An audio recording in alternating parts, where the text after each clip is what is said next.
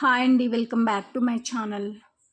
ఇవాల్టి వీడియోలో బెండకాయ పులుసు మన పెద్దలు ఎలా చేసుకునేవారో చూద్దాం. ఈ రెసిపీ అయితే చాలా టేస్టీగా ఉంటుంది, అలాగే హెల్త్కి కూడా చాలా మంచిది. ముందుగా బెండకాయ పులుసు కోసం నేను ఇక్కడ లేత బెండకాయలను చక్కగా శుభ్రంగా కడిగి తడి తుడుచుకొని ఈ విధంగా 1.5 ఇంచ్ వరకు ముక్కలుగా కట్ చేసి పెట్టుకున్నాను. అలాగే ఒక పెద్ద ఆనియన్ని ఇలా కొంచెం పెద్ద ముక్కలుగానే కట్ చేసుకున్నాను. ఒక పెద్ద నిమ్మకాయ సైజ్ అంతా చింతపండు నానబెట్టి పెట్టుకున్నాను. అలాగే ఫ్రెష్గా కరివేపాకు, ఇవి మనకు మెయిన్ ఇంగ్రీడియంట్స్. ముందుగా స్టవ్ ఆన్ చేసుకోండి. స్టవ్ ఆన్ చేసుకొని ఒక ప్యాన్ పెట్టుకొని అందులో 2 టేబుల్ స్పూన్స్ వరకు ఆయిల్ వేసుకోండి. ఆయిల్ బాగా వేడెక్కిన తర్వాత నేను ఇక్కడ ఆవాలు, జీలకర్ర, కొంచెం ఎండుమిర్చి వేసుకుంటున్నాను. ఎండుమిర్చి అనేది కొంచెం మనకు బ్లాక్ కలర్లోకి మారాలి. అప్పుడు మనం కట్ చేసి పెట్టుకున్న ఆనియన్స్ని వేసుకోవాలి. ఆనియన్స్ మనకు ఎక్కువగా వేగాల్సిన అవసరం లేదు, పులుసులోకి కొంచెం ట్రాన్స్పరెంట్గా మారితే చాలు. అక్కడక్కడ ఆనియన్ పంటి కింద తగులుతుంటే టేస్ట్ చాలా బాగుంటుంది పులుసులో. ఆనియన్స్ లైట్గా వేగుతుండగా పసుపు, ఫ్రెష్గా తీసుకున్న కరివేపాకు వేసుకోండి. పులుసుల్లో కరివేపాకు, ఎండుమిర్చి వల్లే టేస్ట్ చాలా బాగుంటుందండి. అలాగే నేను ఇక్కడ ఒక 4-5 వెల్లుల్లి రెబ్బలు కూడా దంచి వేసుకున్నాను. ఈ విధంగా ఆనియన్స్ లైట్గా కొంచెం వేగే వరకే కలుపుకోండి, ఎక్కువగా వేగాల్సిన అవసరం లేదు. ఆనియన్స్ లైట్గా వేగిన తర్వాత మనం కట్ చేసి పెట్టుకున్న బెండకాయ ముక్కల్ని కూడా మనం ఆయిల్లో, ఆ జిగురు అనేది కొంచెం పోయే వరకు ఆయిల్లో వేగించుకోవాలి. ఒక 2 మినిట్స్ వరకు హై ఫ్లేమ్లో ఉంచి ఇలా కలుపుతూ బెండకాయల్ని వేయించుకోండి.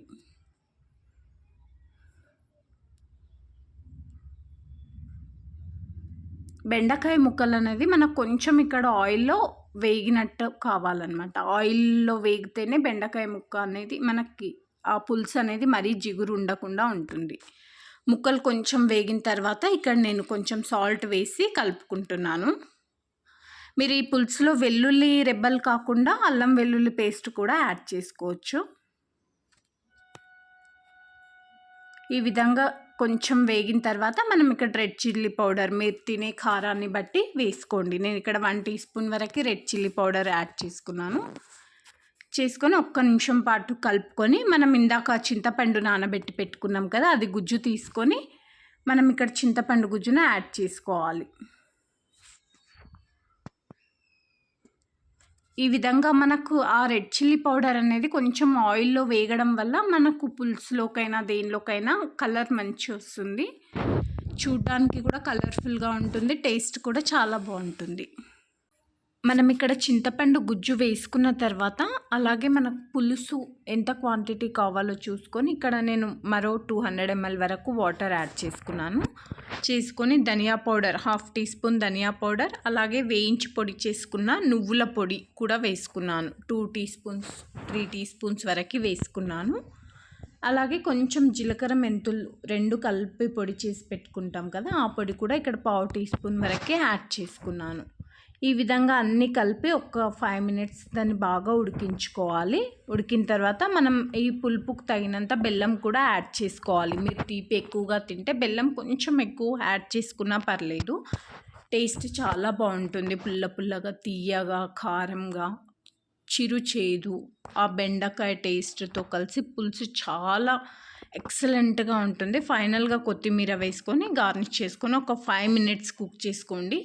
సాల్ట్ సరిపోయిందో లేదో చెక్ చేసుకొని ఇంకా దించేసుకోవడమే.